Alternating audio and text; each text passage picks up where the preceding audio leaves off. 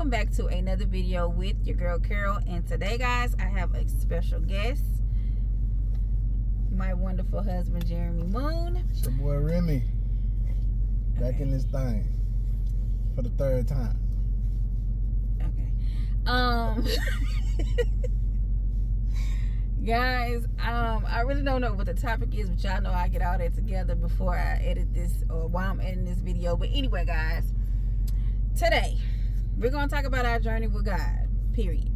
But guys, you already know, before we get into the topic, if you feel like you can benefit from some encouraging videos, by all means, go ahead, hit that subscribe button, click like, share, and comment.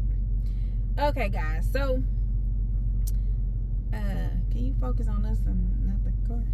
Okay. Focus on me. I'm focused. Okay. You know I gotta sing. Come on now. Okay, so the reason why I wanted to discuss our journey, because on our way here to our destination, we was having a good conversation. She was talking my head off. Go ahead. And so I was like, let's do a video. And of course the eyes got to rolling and he don't want to do a video, but hey, here we are. Because I get tired of, in my videos, I'm talking about, well, yeah, you know, me and my husband was talking, and well, now what? Okay.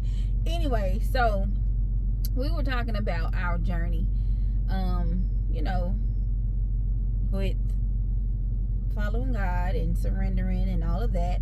And so I was just telling him one thing with me. First of all, I like to be transparent because I feel like my transparency can help someone else. Someone else may be dealing with something, and I can help them in that and let them know that you're not the only one that's going through this. So anyway, so I was just telling him that walking with God, you know, at the beginning, not at the beginning of this journey, but just, I thought that walking with God means like you weren't gonna have any issues, any problems, you know, everything was just gonna be just A1.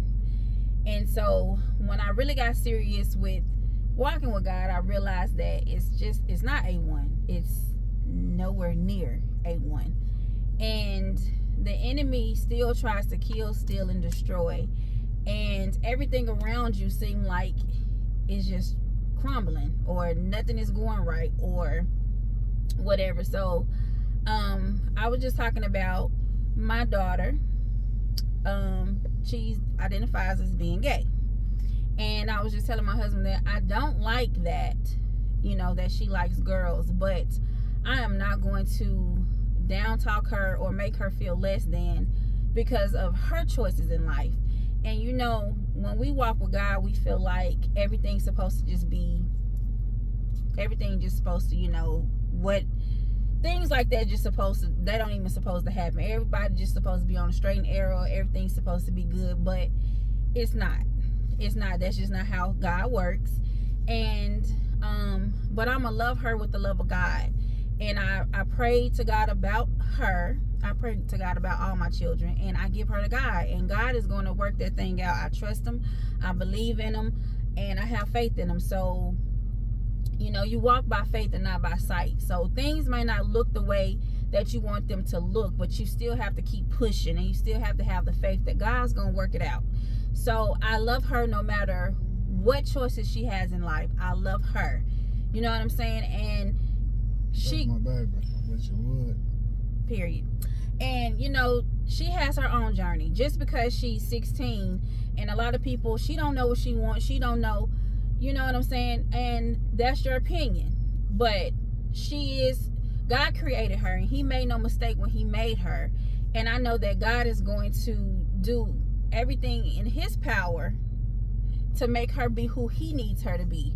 So the enemy uses that to make you feel like you're not a good parent, or make you feel like you've done something wrong, and God is going to use it for good. So that's how I deal with that. You know, I never want, you know, no parent wants their kids to identify as gay, or if some don't care, you know, some it's whatever, and some is suffering in silence, some, you know, are vocal about it. And I have mixed feelings about it, But again, I love her no matter what.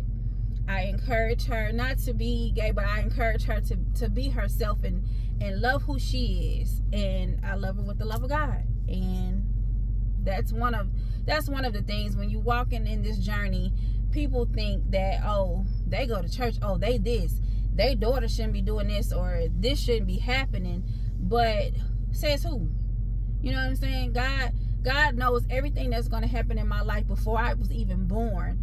So why would I feel any type of way when things are going the way that I don't want them to go? But God says, okay, I'm going to take you through this because you're going to come out of this, and then you're going to be victorious, and you're going to share your testimony and help someone else.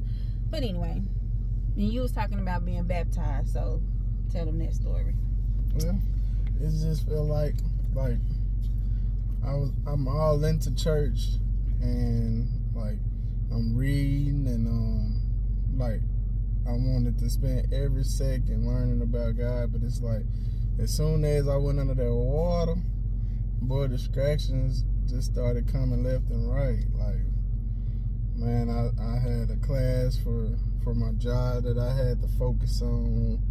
The new 2K came out. Like, I'm all over the place, and I found myself being more distant, like not taking that time to read or to further that relationship with Christ. And I had to check myself today, and I was like, man, I noticed since I got baptized, like it ain't been the same like that. It's been a little harder for me to make time. You know, I was putting everything else before him. So I was like, I had to check myself and say, man, I got to get back to what it was that I was doing. Like don't ever let yourself get too comfortable where you feel like, I can put this off to tomorrow, or because tomorrow ain't gonna never come. You're gonna have something else. You're gonna have another excuse for tomorrow as to why you ain't read today, or why you ain't watch this sermon, or just continue to have that same passion, that same drive to get to know God for yourself. Like, you can't always take everybody else's advice. Sometimes you have to learn things for yourself, because their journey ain't gonna be the same as yours. So, like, I just encourage anybody that decide to get their life over to Christ, to keep that drive, to keep that passion, to keep going, keep fighting, keep pressing through, because that's what the devil want to do. He wants you to get distracted. He wants you to he gonna send everything that you like your way. You know what I'm saying? So you have to have that fight to push through and continue to seek God, man, because it's worth it. Best decision I ever made. Right. I feel so good about it. But I also know, oh man, you been tripping. You'll sit up on 2K for 2 or 3 hours. You can give God 10 minutes, 20 minutes, 30 minutes, like. Right. So that's what I wanted to say on that. And as far as my daughter go, man, that's my pride and joy, man. Like, I'ma love her regardless if she never changed. Like, that's my baby. Like, right. It ain't up to me to judge her. Right. It ain't up to me to change her. Right. Like, that's God. That's God. That's God's. God will handle her. Right. You know what I'm saying? Like, I don't know. Like, when it comes to stuff like that, it's not up to me to judge anybody. Right. Like, you got to live your life for you. And we're so quick to judge people. And for some reason, someone being gay, we feel like that's the top-notch sin. When God says there's no greater sin. So you overeating is right up there with being gay. You cheating on your wife and husband is right up there with being gay. And we act like that's just the worst thing ever. You know what I'm saying? And we mistreat people. We judge people. And God said, don't judge. Who without sin cast the first stone? And we all know that ain't none of us walking around here with no sin. You know what I'm saying? Ain't none of us perfect. We all, like we said, like Pastor said in church today, we all have issues. We all are dealing with something, but for some reason, we feel like that is the worst thing ever. They feel like being gay is worse than murder. You know what I'm saying? It's all wrong. You know what I'm saying? But who are we to judge? Who are we to help somebody? Somebody could be this close to committing suicide, and we can tear them down and go ahead and push them to the edge. Why would we want to do that? We supposed to love people no matter what they go through, no matter who they are, no matter what they're doing in life. That's what's wrong with the world today. We focus on the wrong things. We focusing on everybody else's business, and your house just as messed up as anybody else's house. But we don't focus on what we need to do. We too busy worrying about what everybody else needs to do. So because of that, because the church as a whole, you know what I'm saying, we have made that to be the worst thing ever. And so when I began to see things and I began to realize and recognize, okay, my baby a little different, fear began to set in, because I don't want nobody to judge her. I don't want nobody to hurt her or make her feel less than because of her choices in her life. This is her journey, and that God is taking her through, and we don't know what's gonna happen. You know what I'm saying? It's not for us to determine. God makes no mistakes.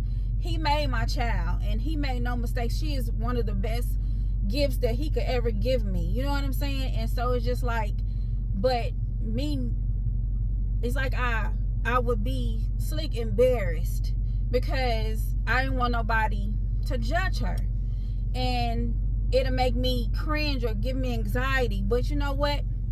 I'm gonna love my child regardless of, you know, the choices that she make in life and whatever, because like I said, God makes no mistakes, and we don't know what God is doing in her life and what he's gonna do with her.